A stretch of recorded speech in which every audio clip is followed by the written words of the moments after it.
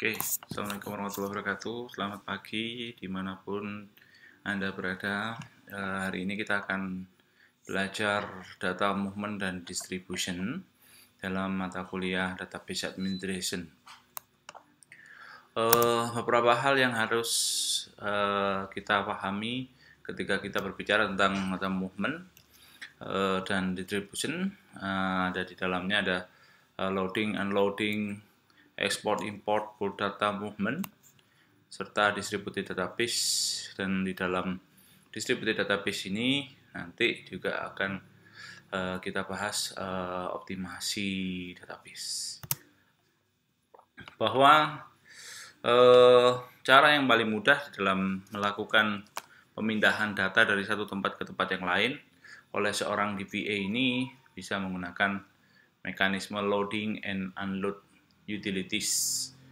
Ya, jadi sebuah tool yang disediakan oleh DBMS untuk dapat melakukan load dan unload data, gitu ya.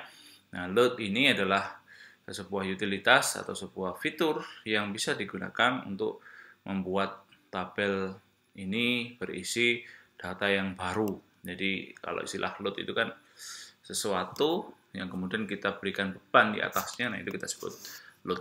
Nah, berikutnya adalah unload utility, yaitu sebuah mekanisme atau cara yang membaca data dari sebuah tabel dan kemudian disimpan ke dalam file yang lain, ya, ke media bentuk yang lain, unload gitu ya. Ibarat kita punya mobil isinya penuh, mobil box atau truk begitu ya. Nah, kita unload. Nah, unload itu berarti kita keluarkan beban, kita keluarkan benda-benda yang ada di dalam box tadi ke dalam berpindah ke media yang lain. Itu konsep load dan unload data. Kemudian each DBMS may call the actual utilities by different names. Nah, masing-masing DBMS ini mungkin menyebut dari utilitas tadi itu adalah istilah yang lain, tapi fungsionalitasnya adalah tentang load dan unload, gitu ya. Nah, load utility di sini digunakan untuk menambahkan data secara masif, begitu ya, bulk, begitu ya, ke dalam sebuah tabel database. It typically can support adding rows to table, retaining the current data, or replacing all existing rows with the new data. Jadi ada kalanya kita melakukan load ini untuk menambahkan data secara masif, begitu ya. Kita pindahan server atau membuat server yang baru itu, maka kita harus load data ke dalam server yang baru tadi, gitu ya. Atau replacing all existing rows with the new data, ya, kita bisa mereplace baris yang sudah ada dengan data yang baru. Nah, unload utility ini kebalikan dari load.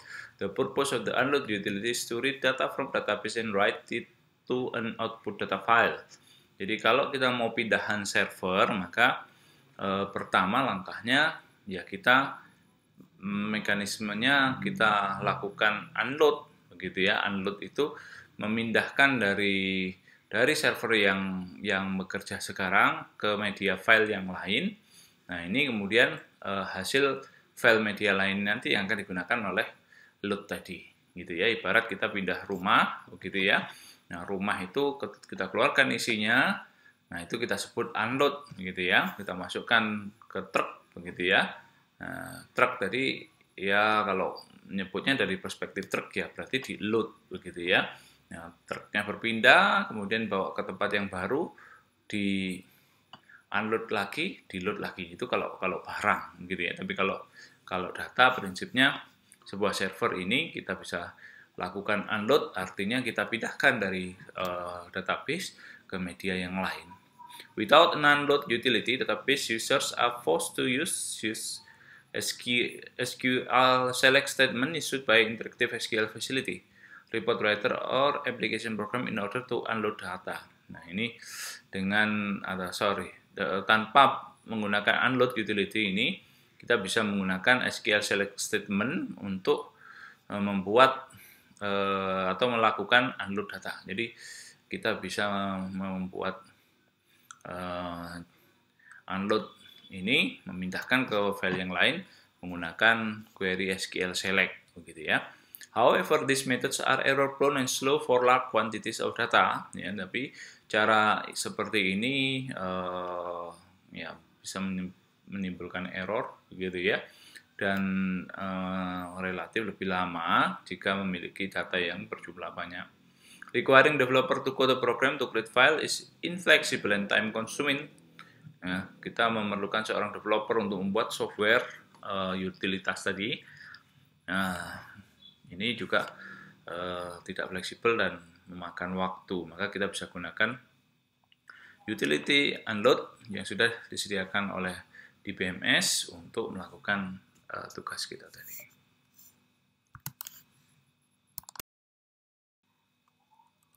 Nah, berikutnya adalah export dan import, bahwa kita juga menggunakan ekspor dan import yang memiliki fungsi yang mirip dengan load maupun unload utility tadi ya. Di export ini mirip dengan unload ya. Export itu kan artinya kita mengeluarkan sesuatu dari database untuk berpindah ke tempat yang lain. Ya. Kemudian import itu kebalikannya, kita membaca dari file hasil ekspor tadi untuk dimasukkan ke dalam database yang baru tadi. Ya, apakah hasil pindahan server tadi atau hasil distribusi dan seterusnya.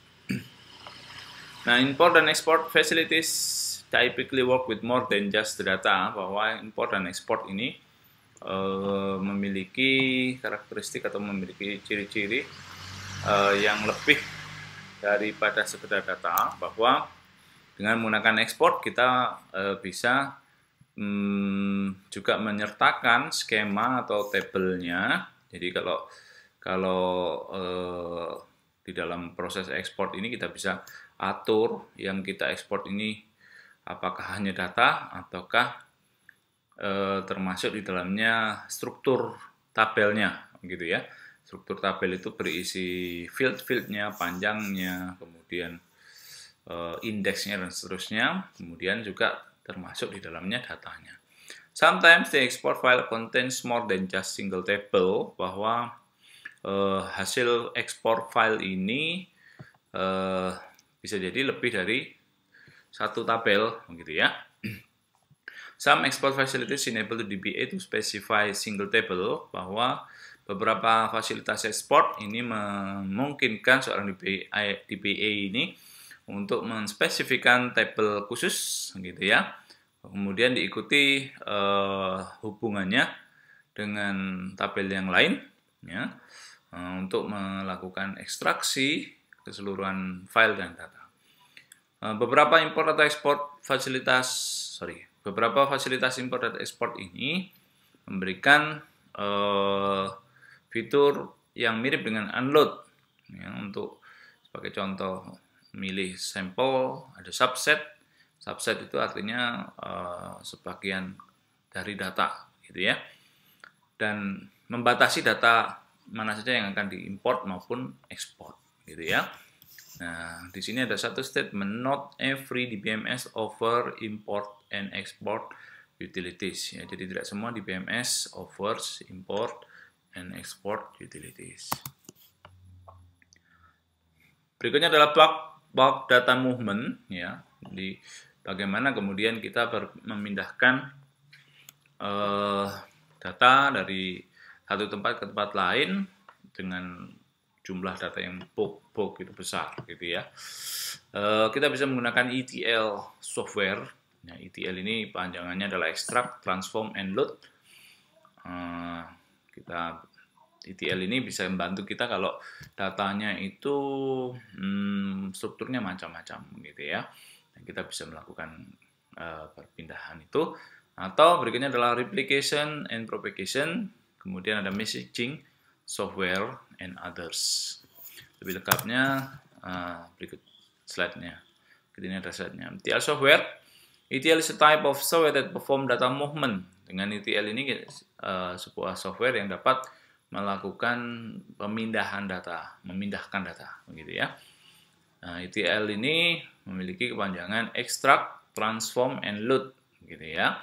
ETL software is primarily used to populate data warehouse and data merge from other database and data source. Nah, kita bisa gunakan ETL ini banyaknya itu biasanya di data warehouse. Data warehouse itu per gudang. Warehouse kan gudang, gitu ya. Jadi data yang tipenya cold, nah itu kita bisa analisis menggunakan ETL ini, kemudian kita bisa denormalize dan seterusnya. Tapi itu nanti ya itu di topik yang lain. Tapi prinsipnya kita bisa gunakan pemindahan data secara masif ini menggunakan ETL software. Berikutnya adalah replication, bahwa replication ini sederhananya itu adalah sebuah pengulangan, begitu ya, ditulis berulang-ulang, begitu ya. Another method of moving data is through replication and propagation. When data is replicated, one data store is copied to one or more data stores, either locally or at other location. Bahwa ketika data itu direplikasi, sebuah data ini akan disimpan beberapa copy, begitu ya. Ada satu atau lebih penyimpanan data, baik itu lokal maupun lokasi lain. Replication can be implemented simply by copying entire tables to multiple location. Replication ini dapat diimplementasikan dengan mudah dengan cara mengkopikan seluruh tabel ke dalam lokasi yang banyak. Atau alternatif yang lain, gitu ya. Replikasi data dapat menjadi subset atau dibagi-bagi berdasarkan rows or columns, begitu ya, bahwa kita bisa memecah data atau mereplikasi data berdasarkan baris atau kolom. Replication can be set up to automatically refresh and copy data on a regular basis. Replikasi dapat kita atur secara otomatis dari data yang sebentar ya. Replication can be set up to automatically refresh. Ya, replikasi bisa kita set up untuk refresh secara otomatis terhadap data yang sudah di-copy pada data reguler, gitu ya. Nah, ini ada dua bagian. Yang pertama adalah replication, yang kedua adalah propagation. Nah, propagation ini sedikit berbeda konsepnya dengan replication. Kalau replication ini kita copy, kita duplikasi apa yang ada di sini, penambah 5 dan seterusnya, kita duplikasi di sini, begitu ya. Sementara propagasi ini, menurut penjelasan adalah, on the other hand, is the migration of only change data. Propagation can be implemented by scanning the transaction log and applying the results of data modification statements to another data store. Bahwa propagation dapat diimplementasikan dengan melakukan scanning terhadap transaction log and applying the results. Nah, kemudian hasil log ini, scanning log ini, apa-apa yang baru, data-data perubahan yang baru, ini baru dikirim ke dalam target database. Jadi kalau ini tak peduli mau yang lama mau yang baru, setiap ada perubahan di sini langsung di sini. Tapi kalau propagation ini hanya incremental. Jadi ya only change data. Keyword bottom line-nya di sini ada highlight-nya adalah only change data, begitu ya. Sehingga traffic-nya mungkin tidak seboros ini, begitu ya, karena setiap kali melakukan sesuatu maka kalau replikasi dia harus diulang-ulang. Nah, kalau di sini ada semacam analisisnya sedikit, begitu ya. Kalau dia menulis di sini ada source log, ini ada perubahan apa selisihnya dengan target database ini, maka dia akan menulis di sini, begitu ya. Initial population of data warehouse can be achieved by replication. Bahwa populasi data gudang pertama kali itu dapat dicapai dengan melakukan replikasi. Jadi kalau kita mau punya semacam data warehouse. Data warehouse itu ya tempat kita melakukan analisis data, bagaimana kemudian kita bisa menganalisis bisnis dan seterusnya. Kita bisa bekerja pada lingkungan data warehouse, kita melakukan online analytical, atau ada roll-up, ada OLAP itu ya, nanti Anda cari sendiri istilah-istilah itu. Nah, ini pertama kali kita bisa lakukan replikasi, begitu ya. Nah, berikutnya, subsequent population of change by either replication or propagation, bahwa peningkatan data tadi dari data warehouse itu kita bisa lakukan melalui replikasi atau propagation. Jadi kalau ada perubahan data sedikit-sedikit, ya akan menulis ke target database. Jadi jelas ya apa bedanya replikasi dan propagasi. Kalau replikasi ini semuanya ditulis ke kopinya ke site yang lain, begitu ya, baik lokal maupun di non lokal, bisa jadi di remote area. Tapi kalau propagasi ini dilihat dulu apakah ada perubahan yang terjadi, begitu ya. Nah, kalau ada transaction log yang baru, maka dia akan menulis ke target database. Nah, berikutnya adalah messaging software. Messaging software ini cukup berkembang ya paradigmanya. Kalau dilihat di dunia IT yang sekarang, messaging software ini biasanya digunakan untuk semacam web service, begitu ya. Jadi ketika kita memerlukan sebuah web service, ini yang saya pahami dari beberapa literatur, bahwa messaging ini ketika kita punya sebuah layanan web service, kemudian web service ini sangat diandalkan, tidak boleh gagal, gitu ya. Maka kita supaya supaya teratur web service-nya tadi. Jadi misalkan kita punya layanan misalkan layanan cek saldo atau transfer, gitu ya, transfer uang, gitu ya. Nah, transfer uang itu kan kita gunakan API-nya bank, gitu ya. Nah, bagaimana kemudian bank itu bisa memastikan semua request API tadi bisa terlayani. Nah, kalau kita tidak menerapkan messaging ke software, messaging ini kalau manusia itu semacam queue, begitu ya.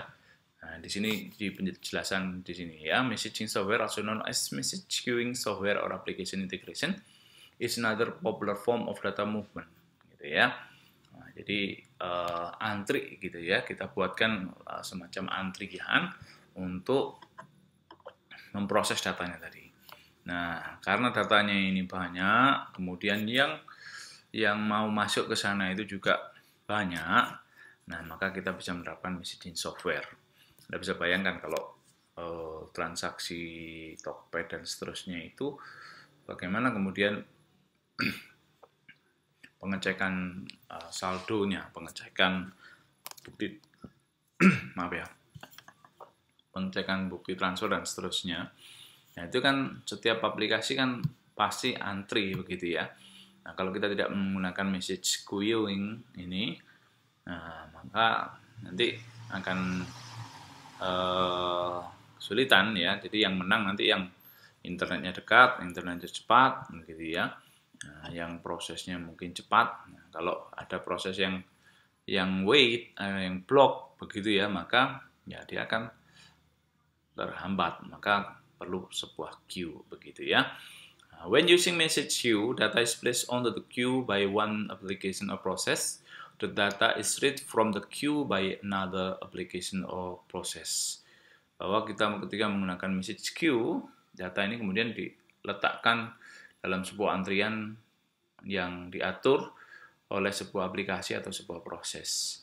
Kemudian data ini dibaca dari antrian itu oleh aplikasi atau proses tersebut, gitu ya. Jadi kalau dia sudah selesai, maka dia akan kembalikan kepada yang meminta datanya tadi, gitu ya. Nah, tapi yang ngatur disiplinnya tadi, disiplin datanya tadi, disiplin antriannya tadi adalah sebuah message queue. Yang saya tidak tahu apakah yang dimaksud di di sini ini termasuk Rabbit itu ya. Kalau di teknologi yang sekarang itu namanya RabbitMQ.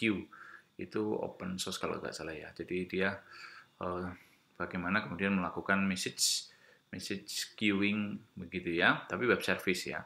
Jadi RabbitMQ itu yang mengatur begitu ya permintaan web service. Nah, tapi kalau di sini tidak seperti itu, tapi di sini mengatur jalannya datanya. Jadi kalau web service kan layanan menggunakan web service, tapi kalau di sini lebih kepada datanya, gitu ya. Metode yang lain tentang bulk data movement, ya ada banyak metode yang lain, gitu ya. Of course, many other method exist for moving data from the simple until the too complex, gitu ya. Simple ini such as using table editing tool, gitu ya. Kita bisa menggunakan table editing tool untuk highlighting and copy data. Jadi kita, ya prinsipnya kayak Excel, tahu Excel ya? Excel itu kan worksheet, gitu ya. Jadi kita punya tabel baris kolom, kita bisa pindah-pindahin copy paste gitu ya. Atau yang kompleks such as writing program to read database and write to external files or directly to other database. Nah, ini kita bisa menggunakan atau membuat program sendiri, namanya program utility itu kalau kita sebut istilahnya ya. Kategori softwarenya itu adalah utility software gitu ya, yang bisa digunakan untuk membaca database dan menulis ke dalam external files atau menulis ke database yang lain. Nah, berikutnya adalah distributed database. Distributed database ini adalah sebuah mekanisme di mana memindahkan dari satu lokasi ke lokasi lain ini tidak cukup begitu ya. Jadi kita akan kerepotan ketika membuat pindah-pindah data. Maka kita bisa pikirkan distributed database ya. Jadi ibarat begini, kita punya bank gitu ya. Bank itu memiliki nasabah begitu ya. Kalau nasabah masih berapa? 1.000, 10.000, 100.000. Nah, mungkin masih bisa lah ditangani dalam satu server begitu ya. Tapi begitu nasabahnya itu million gitu ya, million jutaan nasabah. Nah, ini kan perlu treatment khusus gitu ya. Anda bisa bayangkan bank BCA itu memiliki nasabah berapa transaksi per nasabahnya, per cabangnya dan seterusnya. Complicated lah pokoknya ya. Nah, di sini instead data needs to be stored at and accessible from various location throughout an organization. Bahwa karena kita tidak bisa memindahkan data dari satu tempat ke tempat yang lain ini dengan mudah, ya karena tadi banyaknya data tadi, maka kita bisa menggunakan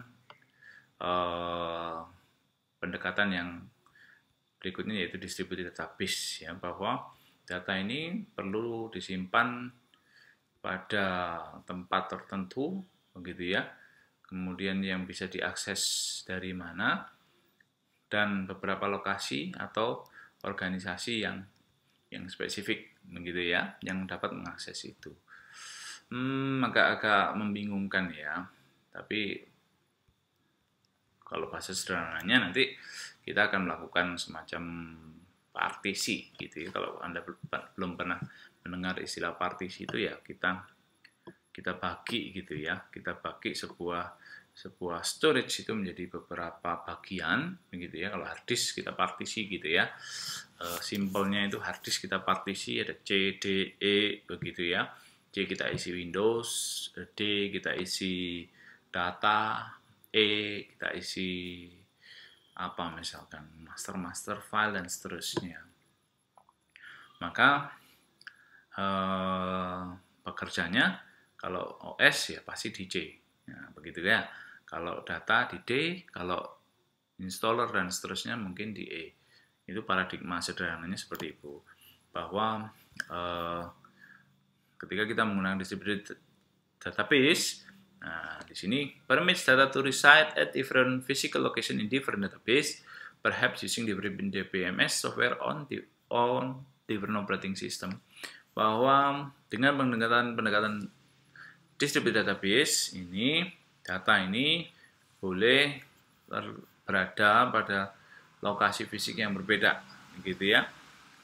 Bisa jadi juga beda database, begitu ya. Bisa jadi juga menggunakan DBMS yang berbeda dan OS yang berbeda, ekstrimnya begitu ya. Tapi ya itu kan dari istilahnya ya. Tapi tentunya kita akan berpikir bagaimana kemudian supaya mudah itu seperti apa, gitu ya. Nah, ini contohnya ya. Consider an organization with retail outlet that implements a distributed database system.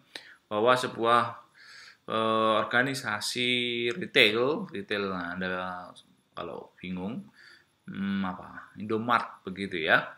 Nah, Indomart ini Anda bisa bayangkan ada berapa Indomart dalam kota Anda, gitu ya, provinsi Anda, gitu ya, se-Indonesia, gitu ya. Nah, Anda bisa bayangkan itu kalau kemudian terkumpul dalam satu database di pusat, begitu ya, kemudian ada something wrong happen, maka Indomart se-Indonesia bisa jadi problem, gitu ya. Nah, di sini contohnya each retail outlet would have a database and the headquarter would host a central database. Masing-masing toko harus memiliki database dan bukan masing-masing ya, dan ini kantor pusatnya harus memiliki database yang pusat semuanya. With networking technology and the distributed capabilities of the BMS, data could be accessed and modified in any location from any location. Ya, bahwa dengan teknologi jaringan yang maju begitu ya, dan juga kapabilitas atau kemampuan untuk distribusi database dalam sebuah DBMS, data dapat diakses dan dirubah dari lokasi dimanapun, gitu ya, pada lokasi dimanapun. Bingung ya? Jadi data di mana diubah di mana, gitu ya. Datanya di Jakarta diubah di Malang, datanya di Malang diubah di Surabaya. Maksudnya begitu ya, statement. Furthermore, you could specify which location have update or even read access to certain database. Lebih jauh, Anda bisa menspesifikan lokasi yang harus diupdate atau dibaca atau diakses, begitu ya, database tertentu, gitu ya. Nah, berikutnya adalah apa bedanya distributed dan decentralized database, gitu ya. Jadi ada perbedaan mendasar antara dua konsep ini, begitu ya. Kalau distributed database adalah single logical database that is spread physically across computers in multiple locations that are connected by data communication link. Bahwa di sini ada statement single logical database. Nah, jadi ada secara logis atau secara konseptual satu database saja yang tersebar secara fisik, begitu ya, pada berbagai komputer dalam lokasi yang berbeda-beda, begitu ya, yang dihubungkan oleh sebuah data communication link, bahwa sebuah jejaring melalui sebuah network, begitu ya. Nah, sementara decentralized database, bahwa decentralized database ini adalah collection of independent database at multiple location on non-network computers and no database software that makes the data appear to be in one logical database. Nah, jadi kalau decentralized database ini dia konsepnya tidak single, begitu ya. Kalau kemudian kita menerapkan decentralized database ini, ya masing-masing jejaring, masing-masing area mungkin memiliki database software, kemudian konsep database yang berbeda dengan daerah yang lain, gitu ya, sehingga tidak mungkin dilakukan semacam integrasi data yang mudah, mana kalau decentralized database ini sekali lagi dia tersebar di lokasi yang berbeda, tidak ada non-network computers, tidak ada komputer yang terhubung, and no database software that make data appear to be in one logical database. Jadi dia ya memiliki cara yang berbeda-beda antara area satu dengan area yang lain. Nah, ini cukup menyulitkan gitu ya, karena nanti pemahamannya bisa jadi beda antara satu dengan yang lain. So, distributed and decentralized database are not the same thing, begitu ya. Cukup jelas ya. Jadi kalau distributed ini single logical database that is spread physically, while decentralized database independent database at multiple location, gitu ya. Oke.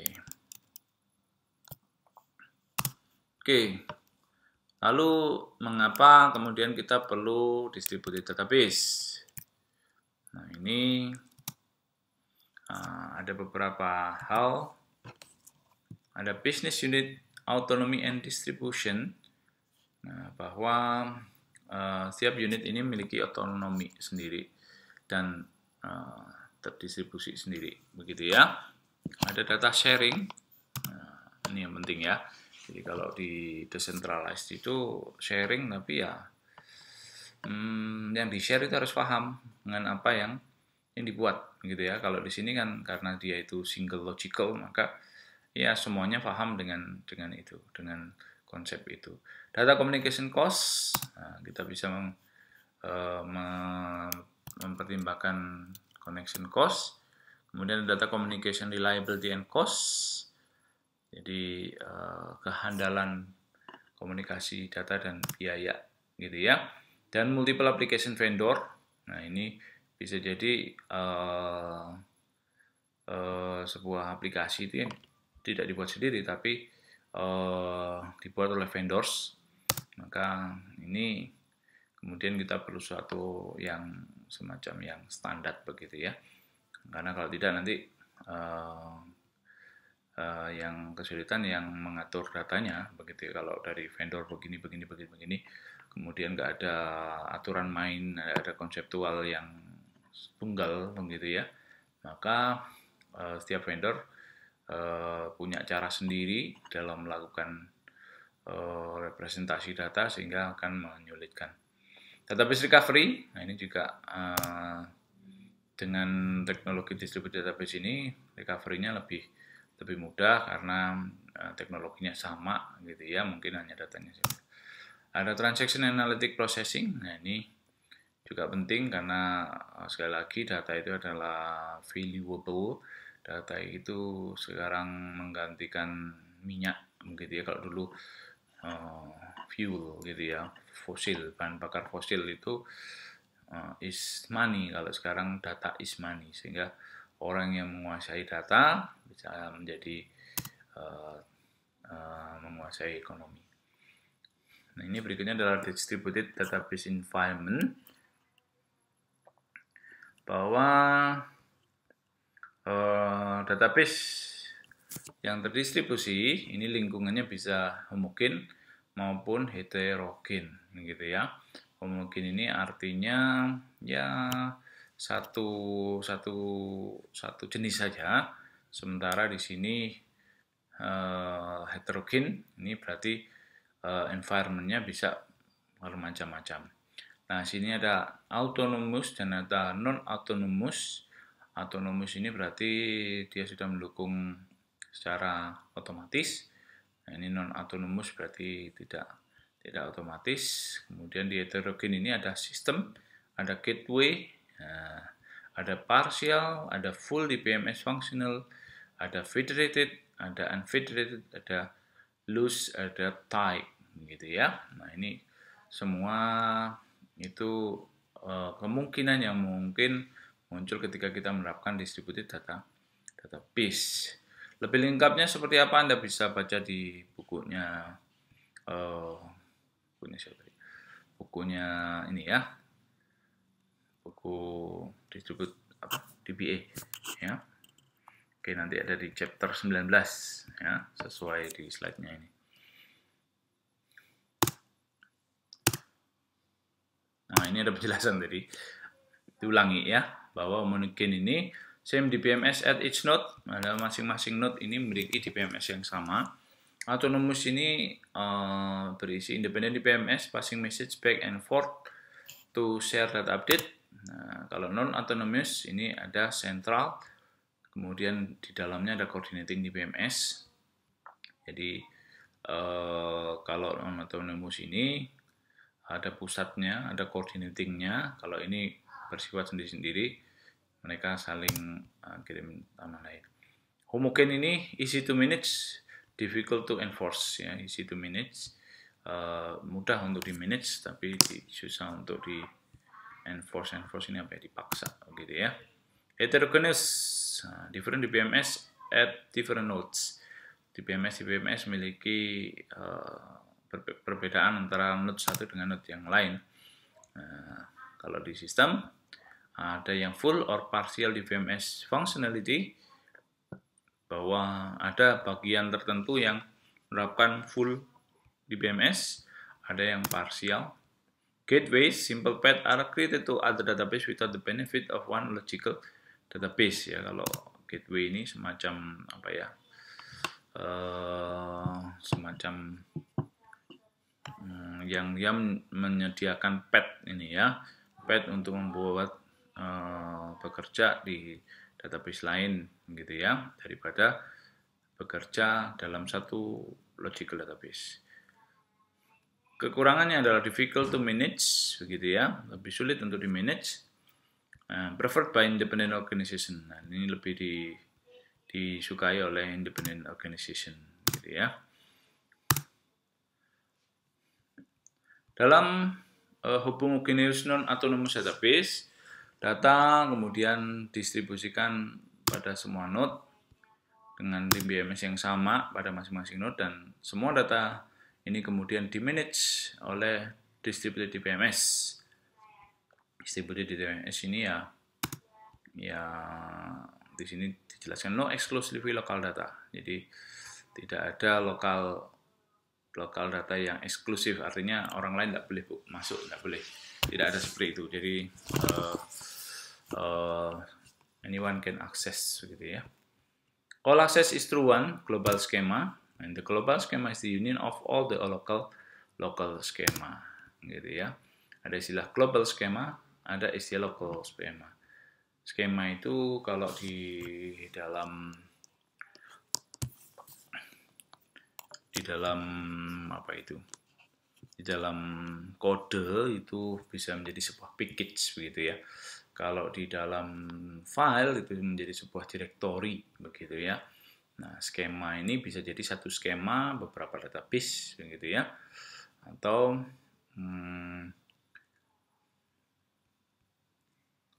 ya jadi isinya semacam sekumpulan begitu ya, sekumpulan objek-objek dalam database. Ada global, ada lokal. Nah, ini ada gambarnya, arsitekturnya. Ada global user yang masuk ke distributed DBMS. Nah, kemudian ada global schema. Nah, struktur secara global itu seperti apa. Nah, kemudian ada node 1, node 2, node 3, sampai node N yang sudah diatur semua oleh si distributed DBMS. Nah, ini masing-masing memiliki local schema, begitu ya. Tapi semuanya sama strukturnya, begitu ya. Nah, identical DBMS, jadi semuanya sama. Heterogeneous environment, bahwa data distribusikan di dalam semua node. Different DBMS may be used at each node. Nah, bisa jadi DBMS-nya beda-beda pada masing-masing node. Local access is done using the local DBMS schema. Remote access is done using the global schema. Jadi kalau lokal gunakan local schema, kalau remote gunakan global schema. Arsitekturnya kira-kira seperti ini, bahwa ada local user, ada global user, ada local user. Ini masuk ke dalam lokal. Nah, kalau global ini harus melalui sebuah distributed DBMS.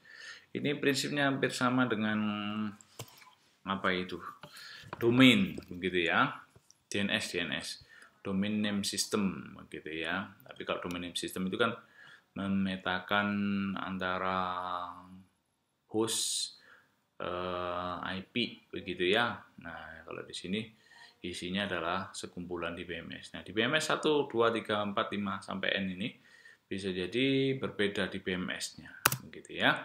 Non-identical di BMS. Ada beberapa hal yang menjadi tujuan mayor di sini, tujuan utama gitu ya. Yang pertama adalah location transparency, bahwa user tidak tahu lokasi datanya, maka harus transparan gitu ya. Data request automatically forward to appropriate site. Jadi ketika kita hendak menyimpan data, maka perannya si distributed ini harus bisa memberikan transparansi tadi. Local autonomy, local site can operate with its database when network connection fail. Nah, ini kalau kemudian networknya down, nah ini lokal masih tetap operasional, begitu ya. Nah, each site control its own data, bahwa masing-masing site ini mengendalikan data masing-masing, kemudian security-nya, logging-nya, dan recovery-nya. Kelebihan dari distributed bila dibandingkan centralized, begitu ya. Kalau centralized itu kan terpusat, kalau decentralized itu kebalikannya. Decentralized itu konsepnya macam-macam. Nah, kalau distributed ini konsepnya satu, logikalnya satu, tapi datanya terspread. Kalau centralized konsepnya satu, datanya terkumpul dari satu tempat, gitu ya. Nangkep ya? Saya ulang, kalau distributed database itu konsepnya satu, tapi database-nya bisa tersebar. Nah, sementara centralized database ini konsepnya satu, database-nya terpusat di satu tempat, gitu ya. Nah, kelebihan yang distributed yang pertama adalah increase reliability availability. Jadi kalau ada down, sentralnya down masih tetap bisa layanan, gitu ya. Ada local control over data. Nah, lokal ini bisa mengatur datanya lebih mudah gitu ya. Modular growth, kita bisa atur pertumbuhannya secara modular. Ini juga meminimalisir komunikasi cost, biaya untuk komunikasi begitu ya. Karena kalau dia kerjanya lokal ya dia nggak akan pergi ke global, tidak akan mengakses yang lain. Tapi kalau kerjanya perlu yang lain ya tetap memerlukan communication cost. Tapi kalau centralized ya kerja lokal interlokal tetap perlu communication. Fast response, nah ini ya pasti ya. Jadi kalau lokal pasti lebih cepat daripada yang se-Indonesia gitu ya, terpusat begitu ya. Kelemahannya distributed database, nah ini software cost and complexity. Anda harus ingat bahwa sebuah database di BMS itu perlu cost, minimal cost untuk maintenance gitu ya. Kalau kita menggunakan open source, kita perlu untuk maintenance. Complexity pasti relatif kompleks karena nanti akan diulang-ulang instalasinya sebanyak node-node-nya itu. Kalau centralized kan pusat saja sekali, pokoknya kuat, ya nggak masalah gitu ya. Belum lagi license-nya gitu ya, dan seterusnya. Processing overhead, ada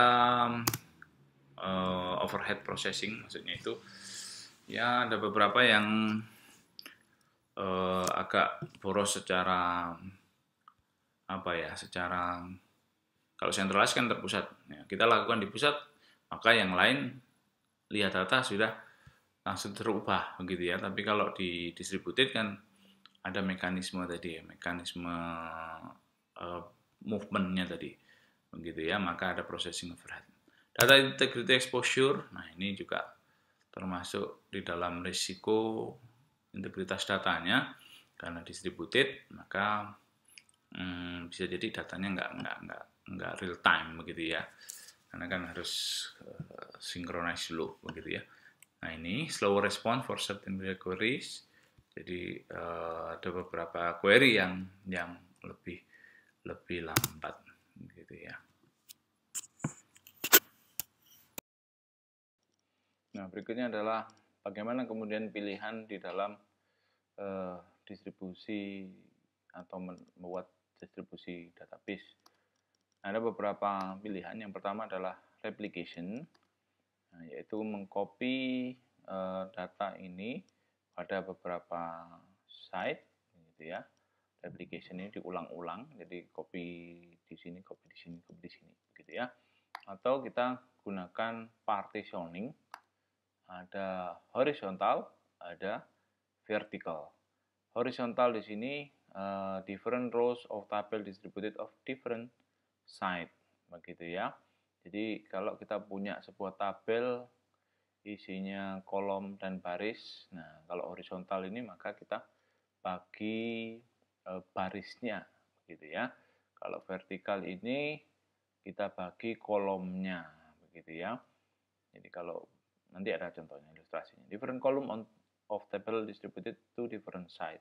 Jadi ada partisi kolom. Jadi kalau kolomnya ada 10, 20, maka yang separuh di side A, yang separuh di side B. Kalau di sini baris berarti data, begitu ya. Jadi kalau ada 100.000 pelanggan, nah, maka yang 50.000 berada di side A, yang 50.000 yang kedua berada di side B, gitu ya. Atau bisa jadi menggunakan kombinasi dari horizontal maupun vertikal. Nah, data replikasi ini memiliki kelebihan. Yang pertama dari reliability, jadi kalau ada kegagalan pada node tertentu, maka dia bisa tetap memberikan respon karena dia akan mencari di node yang lain karena ada replikasi di sana. Sementara berikutnya adalah fast response. Nah, ini lebih cepat responnya kalau kita sudah punya full copy tadi, untuk lokasi yang punya full copy, sehingga tidak perlu meminta ke lokasi yang lain. May avoid complicated distributed transaction integrity routine, bisa menghindari integritas transaksi yang complicated, gitu ya, dengan menggunakan data replication. If replicated data is refreshed at schedule interval, gitu ya. Ada decoupled nodes. Nah, ini transaction proceed even if some nodes are down. Jadi tidak ada kemudian ketergantungan dengan node tertentu karena semua node itu memiliki data yang sama. Reduce network traffic at prime time. Nah, ini bisa mengurangi traffic pada waktu yang sibuk. Ada data replication disadvantage atau kekurangan dari replication. Nah, ini boros storage ya. Jadi karena dia diulang-ulang maka akan perlu hard disk yang banyak. Additional time for update, perlu waktu untuk update. Complexity and cost. Nah, ini integrity exposure of getting correct if replicated data is not updated simultaneously. Jadi adanya resiko disintegritas data, gitu ya. Jadi datanya masih belum up to date kalau tidak replikasinya ini tidak dilakukan secara simultan. So therefore better when used for non-volatile. Nah, ini kita bisa gunakan replikasi ini kalau yang bersifat read-only data. Jadi data-data yang jarang diubah-ubah, gitu ya, boleh direplikasi, gitu ya. Tapi kalau yang sering diubah, nah ini ya sebaiknya tidak menggunakan pendekatan itu.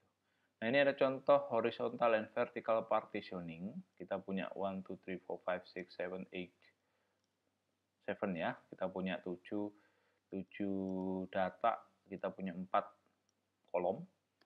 Nah, kalau kita lakukan horizontal partitioning, maka tabel ini akan berada di dua side, begitu ya. Ada Lakeview branch, ada Valley branch. Nah, ini ada dua kota, begitu ya, namanya Lakeview, yang satu Valley.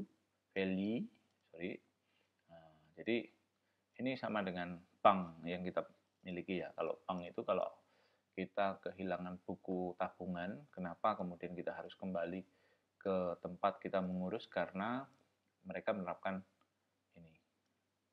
Ini menurut saya loh ya, belum tentu betul apakah memang menerapkan seperti itu atau tidak, karena horizontal partitioning ini sekali lagi konsepnya adalah memisahkan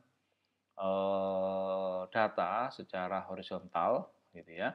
Jadi side A ini dia akan handling semua nasabah yang rumahnya atau mengurusnya itu di Lakeview gitu ya.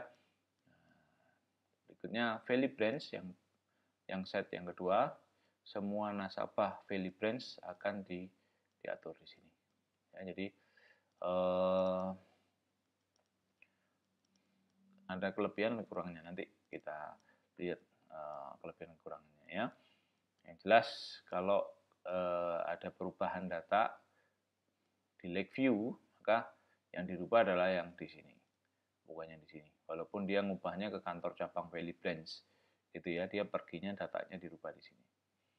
Maka yang bekerja keras itu yang Lakeview Branch, bukan Valley Branch, karena servernya yang dituju yang di sini, gitu ya. Jadi bisa mendistribusikan data. Ada vertical partitioning. Nah ini ya ini kalau dilihat secara struktur ada engineering computer, ada engineering database, ada corporate database, ada manufacturing database, ada local database. Nah ini masing-masing memiliki database sendiri-sendiri begitu ya. Sehingga ketika kita punya contoh ini part relation, ini ada 1, 7 juga, 7 data, ada 5 atribut, 5 field. Nah ini kalau kita vertical partitioning maka kita split di sini ya, satu engineering, satu manufacturing, gitu ya. Nah ini nanti ada relationship di sana, begitu ya. Ada relationship, ini konsep relationship tapi lebih disederhanakan lagi begitu ya datanya ya, dengan mengurangi jumlah field gitu ya, tapi tidak menghilangkan, hanya dikurang tetapi berpindah ke site yang lain. Jadi kalau ada data yang seperti ini maka nanti ada part number dan drawing number, ini dan ini ke sini gitu ya, part number, kemudian name, cost, quantity. Nah, ini ada foreign key ke sini begitu ya. Nah, ini vertical partitioning. Horizontal partitioning, different rows of the bell at different side, bahwa beberapa rows akan berbeda antara tabel 1 antara tabel pada site 1 dengan tabel pada site yang lain gitu ya. Jadi akan ada perbedaan di situ. Advantage bahwa data store ini close to where it's used, bahwa ya yang data tersimpan di sana adalah orang-orang tadi yang Valley atau yang apa tadi, Lakeview. Jadi orang-orang Lakeview akan tersimpan ke site Lakeview, orang-orang Valley akan tersimpan ke site Valley, begitu ya. Ada local optimization, nah ini performance lebih bagus. Only relevant data is available, nah ini lebih secure dari aspek sekuritas. Jadi kalau mau mengubah datanya orang Lakeview maka dia harus pergi ke Lakeview, begitu ya. Unions across partition, nah kita bisa gunakan unions untuk memudahkan query yang diperlukan. Kelebihannya, disadvantage-nya seshing data across partition. Nah, ketika dia mengakses data antar partisi bisa jadi speed-nya ini inconsistent gitu ya, kadang cepat, kadang lambat. Kenapa? Karena bisa jadi di sana sedang digunakan begitu ya, sehingga antri begitu ya. No data replication, nah, ini kekurangannya tidak ada replikasi. Jadi ada resiko kehilangan atau kalau lupa backup, nah ini bahaya gitu ya, karena bisa jadi satu Lakeview tadi hilang datanya gitu ya, karena tidak ada replikasi di sana. Itu tentang horizontal partitioning. Berikutnya adalah vertical partitioning, bahwa vertical partitioning ini adalah bagaimana kemudian kita membagi data dalam sebuah tabel menjadi beberapa site Jadi sudah dijelaskan di slide sebelumnya. Advantage and disadvantage are the same as for horizontal partitioning, except that combining data cross partition is more difficult because it requires joins. Ya, jadi kalau joins itu antara dua relasi, dua tabel, kemudian kanan dan kiri, begitu ya. Tapi kalau union itu berbeda. Union itu atas dan bawah, begitu ya. Jadi kalau kita mau dulu belajar database itu biasanya itu kita gunakan join tadi part dengan apa tadi quantity-nya, begitu ya. Part ini namanya apa? Nah, dapatnya dari apa itu site satunya, yang ini kemudian hanya merekam kode part sama kuantitinya, maka perlu join. Ini kekurangan dari vertical partitioning. Jadi secara umum kelebihan dan kekurangannya sama dengan horizontal, kecuali combining data ini ya, karena memerlukan join daripada union. Nah, ini ada arsitektur yang kemudian bisa digunakan untuk distributed DBMS, gitu ya. Ada distributed data repository, database site 1. Nah, ini ada terdiri dari beberapa layer, ada distributed database, management system, ada application program, ada local DBMS, begitu ya. Nah, kemudian set satu dengan set lain ini melalui sebuah communication, ini kemudian berkomunikasi untuk tadi melakukan perform apakah join, apakah union, gitu ya. Nah, ini langkah-langkah untuk lokal. Jadi kalau dari arsitektur ini begitu ada perubahan di lokal, maka application make request to distributed DBMS.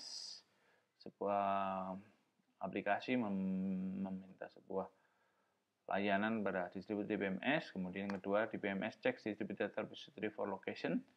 Nah, kemudian dilihat apakah yang diminta itu lokal atau dia harus pergi ke site yang lain, gitu ya. Tiga, each site has copy of DBMS and the associated data dictionary. Jadi the distributed DD contains the location of all data in the network as well as data definition. Nah, maka yang berikutnya ada finds that it's local. Kemudian setelah dia punya atau membaca dalam data dictionary, nah ini kemudian cari yang lokal, begitu ya. Jadi lokalnya di mana, begitu ya, sesuai dengan requestnya. Maka dia akan langkah berikutnya, distributed DBMS send request to local DBMS. Local DBMS process request, gitu ya. Local DBMS sends results to application. Kemudian local DBMS ini mengirimkan hasil kepada aplikasi tadi. Nah, ini satu dari sini ke sini, dua dibaca di repositorinya, kemudian tiga cari di dalam lokalnya, empat disimpan dalam lokal. Jadi ini ketika permintaannya itu lokal, maka dia langkahnya seperti itu ya, distributed. Jadi langkah kelima, distributedkan, dibagikan ke yang lain. Nah, global transaction ini berarti dia yang memerlukan data di tempat yang lain, gitu ya. First, application make request to distributed data repository for location of data. Find that is remote, mencari apakah itu remote. Yang ketiga adalah melakukan route. Ya, jadi distributed DBMS melakukan mencarikan rute kepada remote site-nya. Keempat, distributed DBMS at remote site translates request for its local if necessary and sends request to local DBMS. Fifth, local DBMS at remote site process requests. 6, local DBMS remote site send results. 7, remote distributed send back to originating site. distributed DBMS at originating site send result to application. Ini ada gambarnya. 1, kemudian 2 pergi ke sini, 3 cari di yang lain, gitu ya. Oh, dia ketemu ternyata yang dicari itu di lokal yang ini, yang nomor yang sebelahnya ini, gitu ya. Kemudian database set-nya, kemudian setelah disimpan ke sini dikembalikan ke distributed, hasilnya kemudian dikembalikan ke ini ya, distributed itu semacam apa ya, semacam pengirim penerimanya begitu ya. Jadi requesternya yang pertama ini, kemudian dia mengembalikan ke application program. Nah, itu kira-kira bagaimana kemudian ketika ada transaksi global itu artinya dia tidak berada di dalam database lokal ini, dia pergi ke database yang lain. Nah, ini ada contoh misalkan ada Sun Meteo, ada Tulsa, ada New York. Nah, ini ada Sun Meteo Parts, Engineering Parts, Standard Price List, etc. Nanti kita tinggal mau melakukan perubahan di mana, apakah lokal, angkanya ya tadi 1 sampai berapa tadi, 8 tadi, 7 atau 8 tadi. Kalau global maka dia akan mencari dulu apakah Tulsa, apakah New York, ataukah accounting customer, dan seterusnya. Berikutnya adalah distributed transparency objective. Kalau tadi kan ada objective location transparency, ya, bahwa ketika dia melakukan request itu tidak tahu di mana datanya tersimpan. Nah, ini contohnya. Suppose that marketing manager in San Mateo, California wanted a list of company customer whose total purchase exceed $100,000. Ada seorang marketing dari San Mateo ini kepingin tahu semua perusahaan customer yang belanja sebesar $100,000. Maka dari terminal ini maka bisa melakukan perintah ini ya, select from customer where total, gitu ya. Nah, itu yang kemudian akan direspon oleh si distributed DBMS. Nah, notice that SQL request do not require the user to know, so the DBMS will consult the DD, determine that this request must be routed to New York, gitu ya. When the selected data untransmitted display in San Mateo, it appears to the user at the site at the data were retrieved locally, gitu ya. Nah, ini yang kedua adalah replication transparency, bahwa replication transparency sometimes called fragmentation. User application do not need know about duplication, jadi nggak perlu tahu duplikasinya di mana. If read request originate at single site, at the site that do not contain request data, the request will have to route it to another site. In this case, the DBMS should select the remote site that will provide the fastest response. Nah, jadi kalau ada request yang sudah direplikasi di mana-mana, maka si distributed DBMS akan mencari mana yang bisa memberikan respon tercepat, gitu ya. The choice of site will probably depend on the current condition in the network, gitu ya. Thus, the distributed DBMS should dynamically select optimum route. Again, replication transparency, the requesting users need not to be aware that is a global transaction, gitu ya. Yang ketiga adalah failure transparency, bahwa ketika sistem ini robust itu apa? Robust itu kuat gitu ya, handal. It must be able to detect failure, reconfigure system to continue, and recover when processor link is repaired, gitu ya. Maka sebuah sistem ini harus bisa merecovery lagi. Error detection system are probably the function of the communication controller or processor rather than the DBMS. However, the DBMS is responsible for recovery when failure has occurred. The DDBMS has a component called transaction manager yang bisa melakukan log transaction before and after image and concurrency control scheme to ensure data integrity. Agak membingungkan ini ya, tapi tidak apa-apa, ini pengetahuan saja bahwa di BMS ini ada tiga hal. Yang pertama adalah location, yang kedua adalah replication, yang terakhir adalah failure transparency.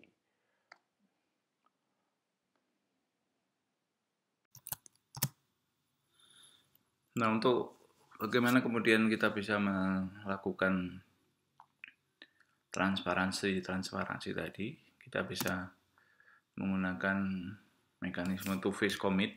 Sebetulnya two-phase commit ini sudah merupakan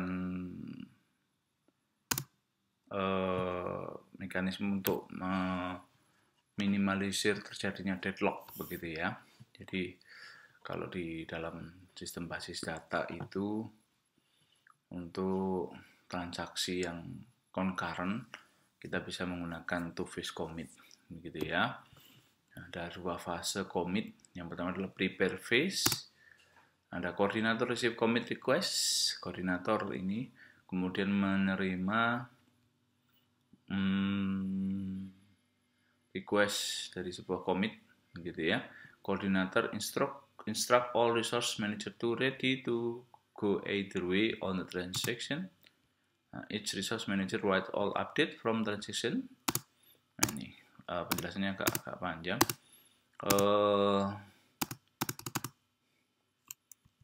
Kita lewati saja karena sebetulnya tidak terlalu jadi concern utama di dalam data movement tadi ya. Lebih lanjut tentang two-phase commit, ini Anda bisa cari di materi atau di buku tentang database. Saya tidak bisa menjelaskan terlalu mendetail karena susah untuk bayangkan kalau tidak ada contoh konkretnya, begitu ya.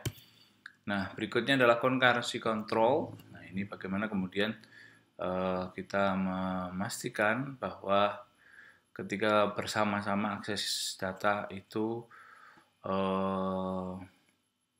tidak kemudian menyebabkan deadlock, begitu ya. Ada concurrency transparency, bahwa kita memerlukan metode untuk menjamin concurrency transparency. Nah, bagaimana caranya? Kita bisa gunakan timestamp. Timestamp ini suatu metode yang mencatat setiap perubahan data ini menggunakan timestamp. Timestamp itu tipe data yang sangat presisi waktunya. Jadi kalau auto increment itu kan 1, 2, 3 dan seterusnya. Kalau timestamp ini lebih kepada kapan sebuah transaksi itu datang kepada DBMS. Nah, ini kemudian dia catat timestampnya. Jadi sampai mikro atau millisecond ya. Nanti ada cari timestamp itu di dalam DBMS itu sejauh mana. Jadi kalau saya commit sekarang, maka sekarang jam berapa, tanggal berapa, menit, detik, millisecond ya, sampai seperti itu timestamp. With this approach, every transaction is given global unique timestamp. Jadi dia menggunakan unique timestamp. Jadi generally consists the clock time where the transaction occur at the site ID. Timestamp ensure that even if two events occur simultaneously, each will have unique timestamp. Jadi dengan timestamp ini dipastikan pasti selisih, gitu ya, seberapa millisecond. Maka itu yang menjadi unik itu yang membedakan satu dengan yang lain. The purpose of timestamp is to ensure that the transaction are processed in serial order, bahwa dengan menggunakan timestamp ini untuk menjamin bahwa sebuah transaksi ini diproses berdasarkan urutan kedatangannya, thereby avoiding the use of lock. Maka juga menghindari penggunaan lock gitu ya. Nah, concurrency control mechanism adalah alternatif to locks in distributed database. Nah, selain concurrency control, kita juga perlu memikirkan bagaimana kemudian query optimization, bahwa query optimization ini bagaimana sebuah query ini dapat dioptimalisasi lagi gitu ya.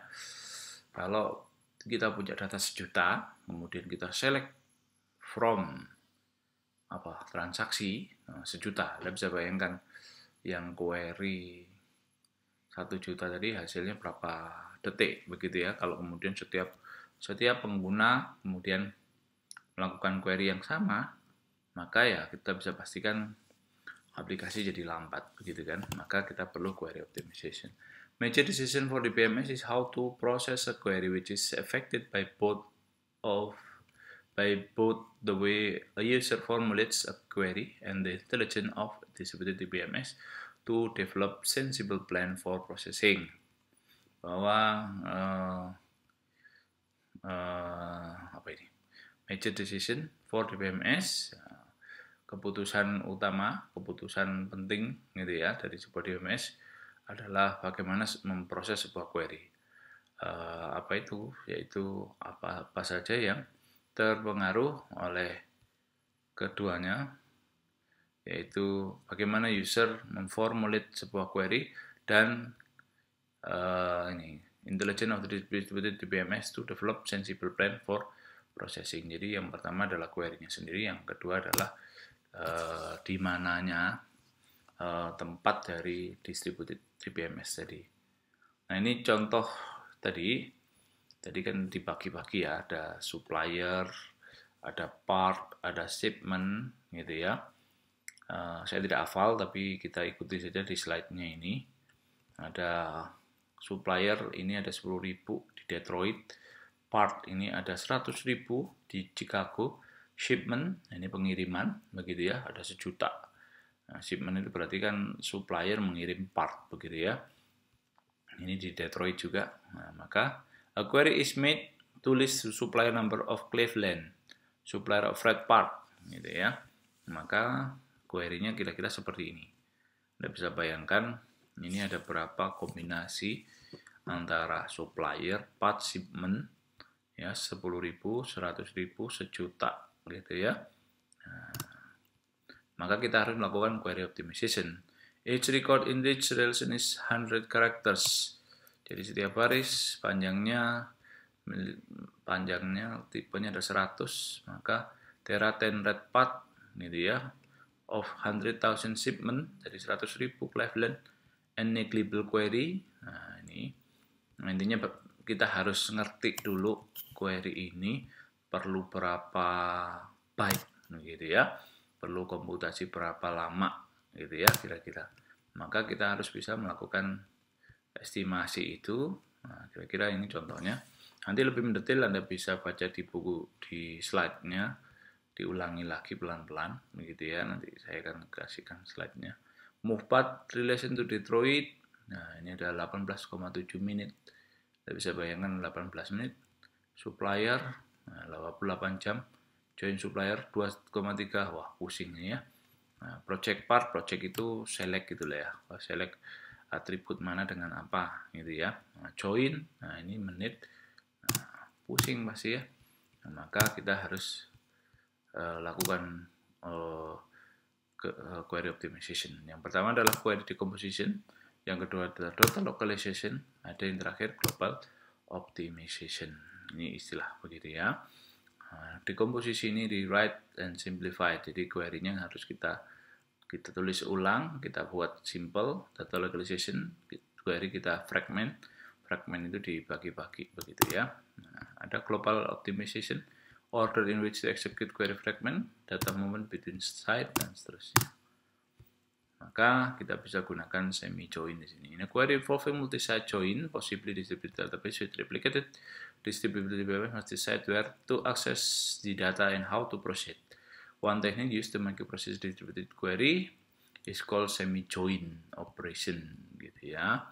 Jadi semi join itu ada sebagian yang di join, ada yang sebagian hanya operasi select begitu ya. Nah, ini contohnya. Ya, ini kita skip saja. Sample consider distributed database in the figure. Site 1, site 2, customer table. Nah, ini ada panjangnya. Perlu data berapa gitu ya. Ada ini barisnya, ini fieldnya. Jadi 10, 50, 10, 5 gitu satu baris. Ini ada 10.000, order ini 10, 10, 10, sorry 10, 10, 46. Ya, ada 30 kali 400.000. Nah, maka kita harus query optimize. Panjang ini ya. Ya, nanti intinya apa intinya? Intinya adalah bagaimana kita bisa sadar terhadap berapa baris, berapa kolom, berapa fieldnya, kemudian kita prediksi kira-kira query yang kita akan gunakan itu menghasilkan berapa, begitu ya. Maka kita harus lakukan optimalisasi, intinya begitu ya. Seperti apa konkretnya nanti ini saya kasihkan dalam bentuk PDF, Anda bisa baca sendiri. Saya tidak bisa jelaskan secara mudah ya, karena ini perlu hati-hati di dalam membaca gitu ya, perlu pelan-pelan gitu ya, 10 kali ini 1 atau 1000 row dan seterusnya gitu ya. Nanti perlu pemahaman yang lebih banyak waktu ya. Total data transfer only nah, ini ya. Nah, maka perlu sekian. Nah, ini posisinya seperti ini ya. To send data from site 1 to site 2 ada sekian. To send data site 2 to site 1 ada sekian. Nah, maka kita cost model to predict the execution time.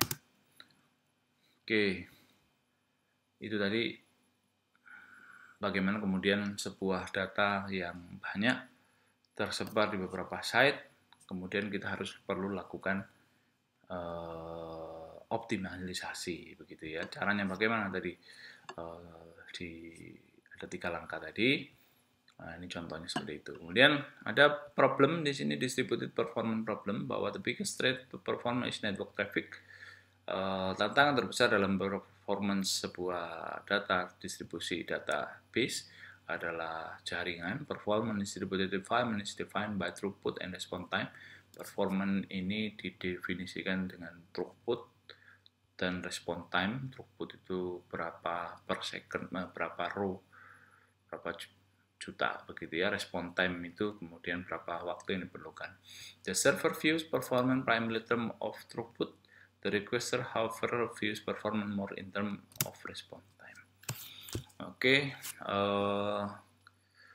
mungkin di sini dulu tentang materi data movement dan distribution. Agak panjang penjelasannya tentang query optimization yang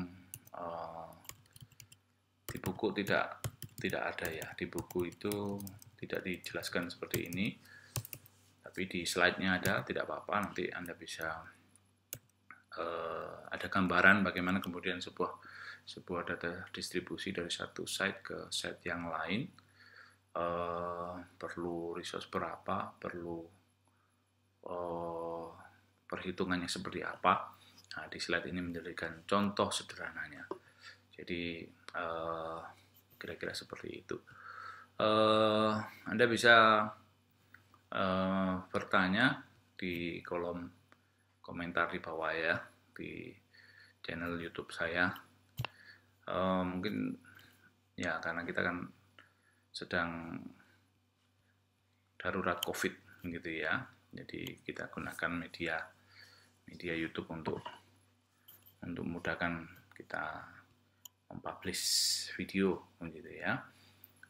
Anda bisa komen di bawah gitu ya, atau nanti Anda bisa tanya ke email saya di kelas gitu ya. Oke, mudah-mudahan materi ini berguna.